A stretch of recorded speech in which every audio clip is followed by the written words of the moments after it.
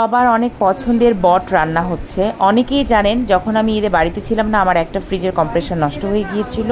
সেই ফ্রিজে রাখা অনেক খাবারই নষ্ট হয়ে গেছে, তার মধ্যে বট।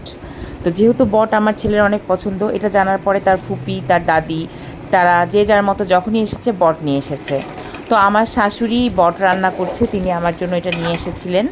তো আমার শাশুড়ি তো বেঁচে নেই, এটা আমার চাচি শাশুড়ির কথা বলছি, উনি আমার শাশুড়ির থেকে কোনো অংশে কম না। তো সুন্দর করে তিনি রান্না করছে ঝালঝাল করে। এদিকে আবার আমার ননদও বট রান্না করে নিয়ে এসেছে। আপু পুরাপুরি রান্নাই করে নিয়ে এসেছে, এখন শুধু বলেছে এটা ভাজা ভাজা করে গরম করে তারপরে খাওয়ার জন্য। তো আমি এটা গরম চড়িয়ে দিলাম।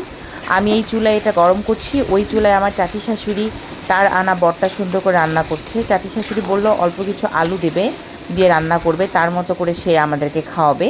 আর এখানে আপু রান্না করে এনেছে, আপু রান্না আর আমার রান্না অনেকটা একই। আমি বটটাকে মূলত একদম ভাজা ভাজা করি, আমার কাছে এভাবেই খুবই ভালো লাগে। তো আপুর বটটা তো মোটামুটি রান্না হয়ে গেছে, সেই সুন্দর স্মেল এসেছে কি আর বলবো।